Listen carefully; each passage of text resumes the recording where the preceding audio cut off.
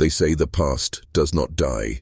It waits, quietly, in the bones of the earth, in the whispers of old houses, in the names scratched onto forgotten headstones, and sometimes, when we dare to pull back the curtain, we discover something we wish we hadn't. A bloodline so twisted, so stained by its own history, that even time itself seems to recoil from it. Tonight, you will meet one of the most inbred lineages ever recorded on American soil. This is not folklore. This is not rumor. These are the hidden genealogies buried in county records, census pages, and coroner reports. Records that most would never think to read, let alone follow to their unthinkable conclusion. But here, laid bare, is the legacy of a family that sealed its own fate by folding in on itself, generation after generation, until the children born were not only heirs to blood, but victims of it. Imagine the isolation, a hollow stretch of forest, miles from any town, where silence is broken only by the shuffle of feet and the sound of voices carrying the same last name. No neighbors, no outsiders, just kin. And in that closed circle, desire and duty became confused, brothers and sisters, cousins and uncles. The lines blurred, and soon there were no lines at all. The children who came from these unions bore the marks, some in their faces, some in their minds, some in the way they walked or spoke. The family became a living testament to the dangers of blood unbroken, and yet despite the horror it brought, the pattern repeated itself, as though the past had already decided what the future would be. When we speak of American history, we often speak of progress, of triumphs, of the dream that carried people across oceans. But there are other stories like this one, where dreams decayed into nightmares, where survival became entrapment, and where love, or something mistaken for it, gave birth to a legacy of suffering. This is a story you won't find in textbooks. It was never meant to be told out loud, but once you've heard it, it cannot be unheard. You'll see the family not as strangers in the woods, but as a mirror. A reflection of how fragile the human line can be, and how darkness festers when a family closes its doors too tightly against the world. And so, we begin. The story begins in obscurity, as most American tragedies do.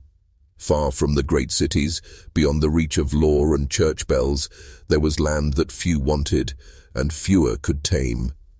Families came here not for opportunity, but to disappear. Among them was one family whose name, for the sake of this telling, will remain sealed in the pages of history, because their truth is not in the syllables of a surname, but in the decay of their bloodline.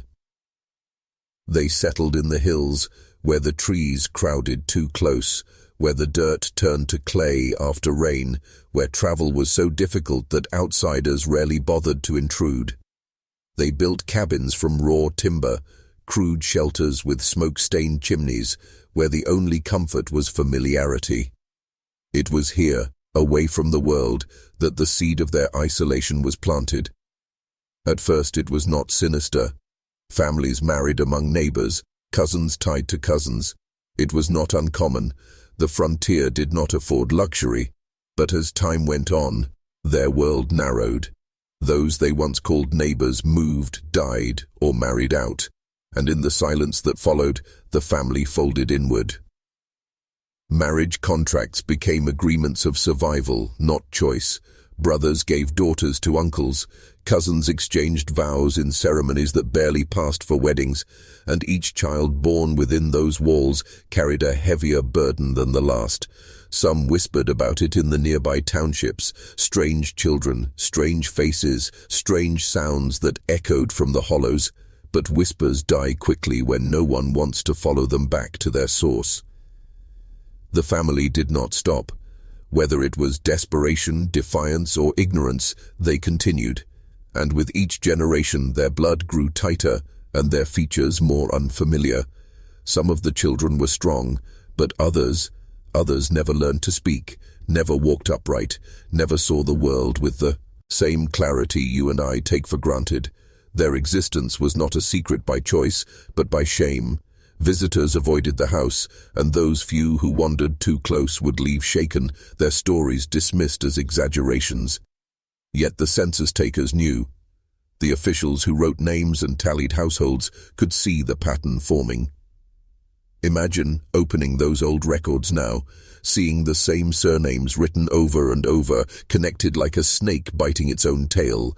To the untrained eye, they are just words, but once you know what they mean, the page itself feels haunted, and the truth becomes undeniable. This was no accident. This was a cycle, one that lasted longer than most could bear to believe.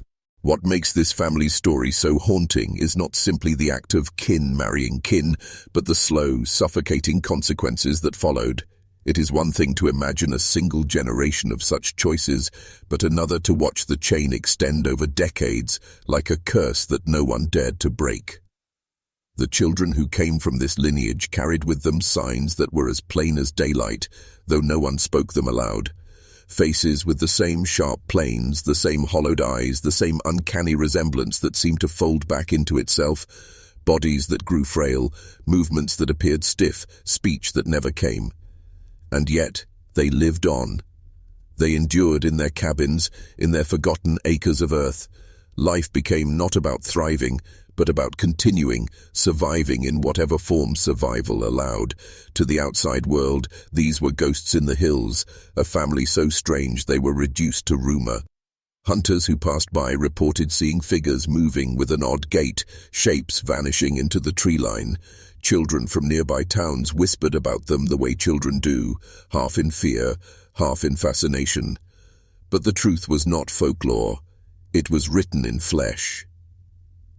Doctors who examined rare survivors from these families left notes filled with unease, notes describing sloping foreheads, broad noses, low IQs, and congenital defects, records of individuals who never spoke a word in their lives, who communicated only through sounds, grunts, clicks, laughter that chilled those who heard it. And always, the paper trail leading back to the same blood, the same narrow circle of kin. But perhaps the most disturbing element was not the physical marks, but the psychological weight that hung over them. Imagine being born into such a house, where no one leaves, where no new blood ever enters, where the only future available to you is to repeat the same cycle. What would you become if you had no choice but to bear the burden of that inheritance, to know that your own family name was both your past and your prison? The darkness of this story is not found only in the grotesque. It is in the silence of neighbors who looked away, of officials who counted names but never spoke of what they saw, of generations trapped in a life they did not choose, continuing because there was no one to stop it. The silence is the loudest part of all. As the years passed, the family's isolation only deepened. While the nation marched forward into wars, industries, and cities swelling with immigrants, their world remained frozen, unchanged, untouched, and unwelcoming. Outsiders who stumbled upon their homestead spoke of a place that felt wrong, as though the land itself had been marked by what had taken root there. Some described the smell of rot clinging to the air, others the unsettling stillness of people who did not seem to live as neighbors, but as shadows of one another. The family's cabins decayed as their blood did, their homes sinking back into the dirt, patched together with rusted tin and scraps of wood. There was no order, no neat farm rows, only a sprawl of shacks and outbuildings where kin huddled close to one another, bound not only by name, but by necessity.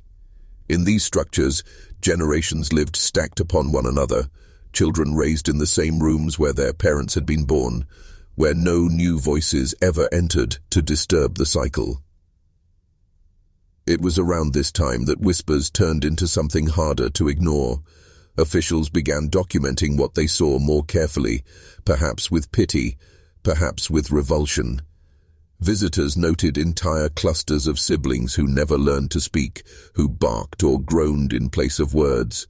Others recorded children with bent spines and twisted limbs, carried through life by families who could not understand why their offspring suffered so. And though no doctor could bring them treatment, the truth was obvious to anyone who dared to look beyond denial. The bloodline was caving in on itself, and yet no one intervened. There were no institutions to step in, no social workers, no rescuers. The family was left to themselves, their suffering hidden in plain sight, recorded only in fragments.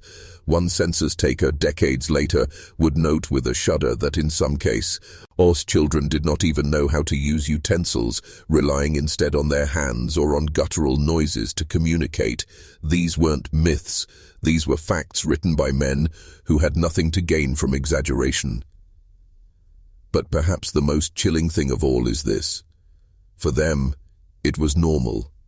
For those inside the circle, there was no comparison, no mirror to show them how the world beyond lived. They did not see their condition as aberration, because when everyone you know bears the same marks, what else could life be? This was not a nightmare they recognized. It was home. If you're still here, you're already braver than most, because what comes next is not easy to face. Tell me in the comments, what would you have done if this was your bloodline? Would you have stayed, bound by loyalty and shame, or would you have tried to flee, knowing escape meant leaving behind everything you knew? The cycle of inbreeding does not only warp the body, it warps the spirit. Accounts from those who crossed paths with the family speak not just of physical deformity, but of behaviors that chilled the observers to their core. Laughter that erupted at the wrong times, long stares that broke into sudden childlike giggles. Some family members communicated with one another in ways outsiders couldn't understand, strange codes of sound and gesture that seemed both primitive and intimate. To visitors, it felt less like stepping into a household and more like stumbling into a living secret, one that should never have been uncovered. But there is another layer, one that rarely makes its way into the open. The violence. Families consumed by such cycles often carry another inheritance: anger, frustration, and acts that remain unspoken. When a family cannot look outward, when every bond is bound inward, conflict becomes unavoidable. Researchers who later studied similar cases in Appalachia and other isolated regions reported domestic violence, abuse, and acts of cruelty hidden behind the thin walls of crumbling shacks. In these conditions, pain was not only inherited, it was inflicted. And while the world outside might see a spectacle, the people within bore scars that went far deeper than their flesh. Imagine growing up in that silence, hearing the sounds of your own kin crying out, but knowing that this was simply how life was. Imagine never hearing the voice of a stranger, never experiencing affection from anyone who wasn't bound by the same broken blood, the family. The records that survive from the 20th century peel away the last illusions. By then, the family was infamous in certain circles, spoken of quietly among locals, occasionally mentioned in reports that never made headlines. The name itself became a warning, a word that carried with it a chill, as though it could summon the image of their hollowed faces and empty stares. Officials who dared to visit the homestead returned shaken, speaking of scenes they could barely describe. Shacks collapsing inward, children grown into adulthood without speech, generations stacked together like echoes. One of the most harrowing accounts describes a family line in which none of the children ever learned to talk. They barked, grunted, and laughed, sounds that seemed more animal than human. Their own relatives understood them, communicated with them as though the noises were a language in themselves. To the outsider, it was a vision of humanity blurred at the edges, a glimpse into what happens when isolation tightens its grip for too long. And yet, what chills more deeply than the grotesque is the humanity that still flickered beneath. These were not monsters, though they were treated as such. They loved in their way. They protected each other fiercely. They endured hunger, poverty, disease, not because they chose this life, but because it was the only life they knew. And that is the true horror. Not that they were inbred, but that they were abandoned, left to collapse inward while the rest of the world turned away.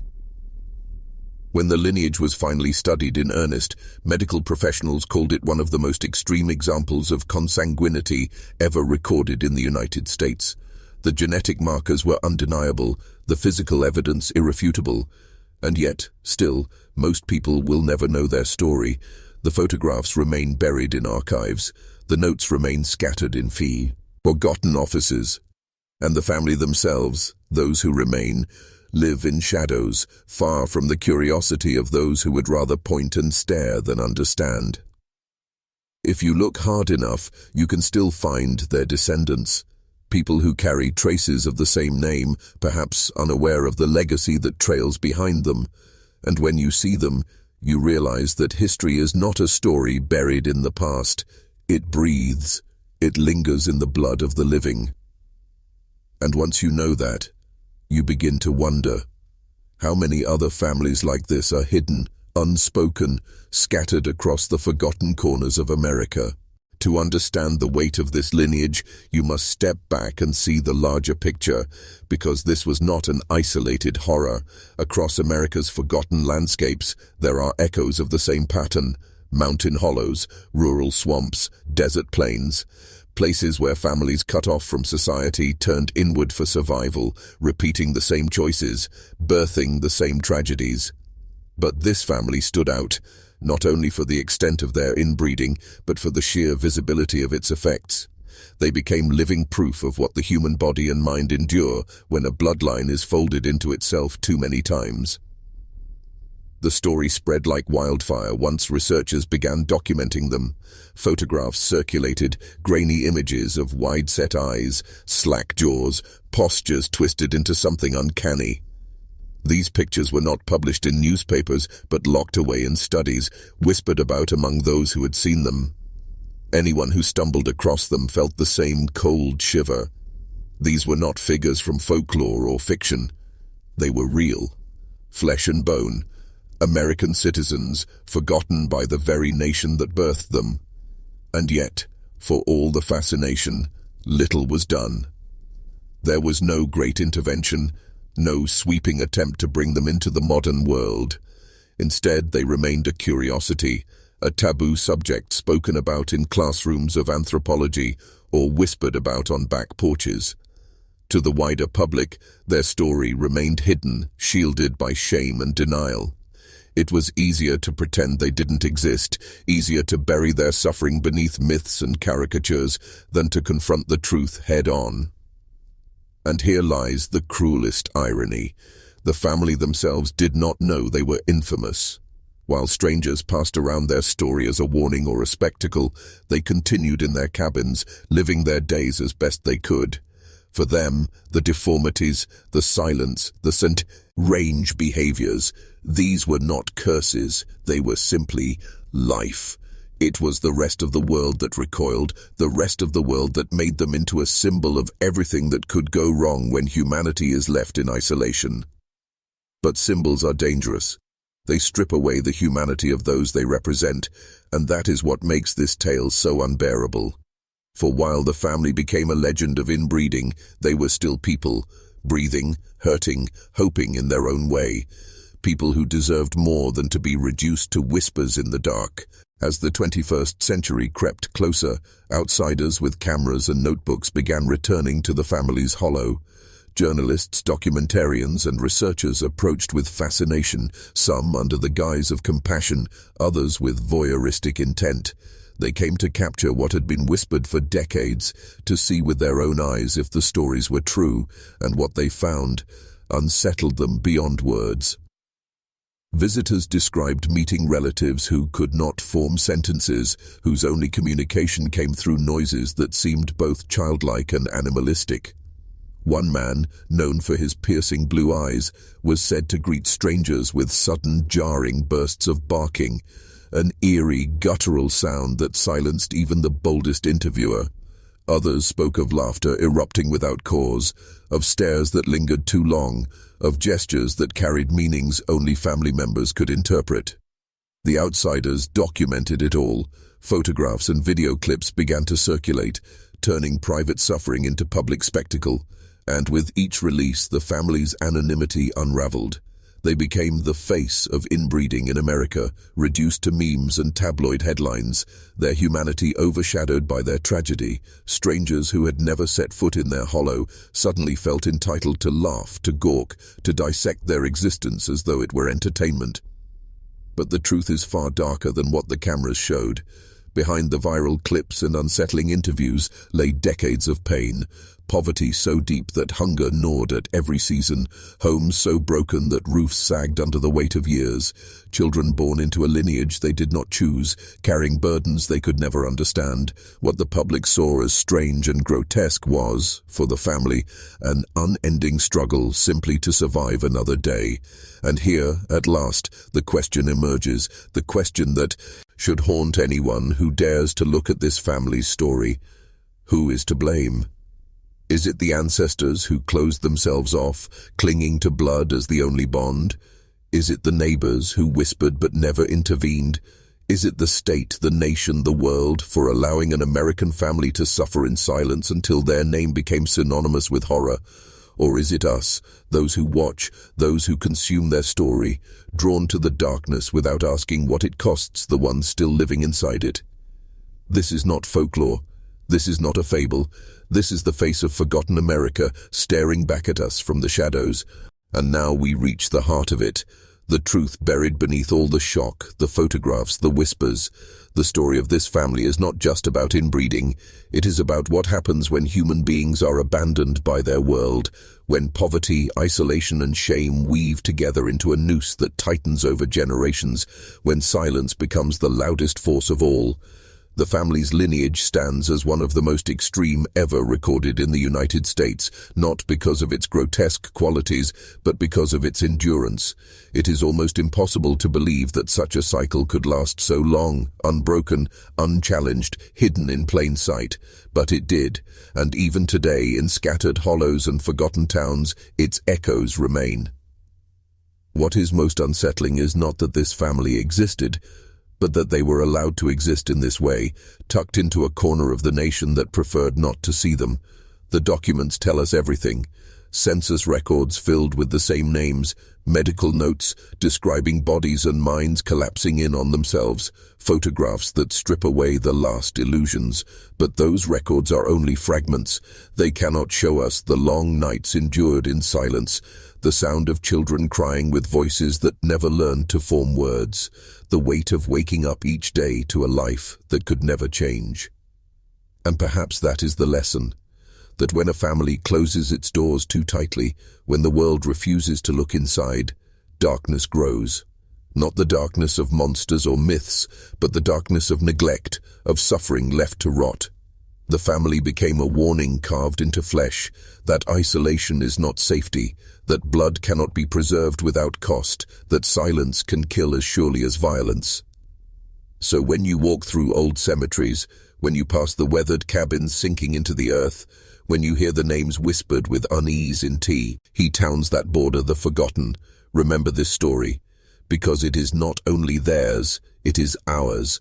The soil of America is heavy with secrets just like this one, families whose names have been erased but whose shadows remain. And once you have seen into those shadows, you cannot unsee them. You realize that history is not a clean story of progress, but a haunted house with doors we are afraid to open. This family was one of those doors, and tonight you opened it. Now the question is whether you'll be able to close it again.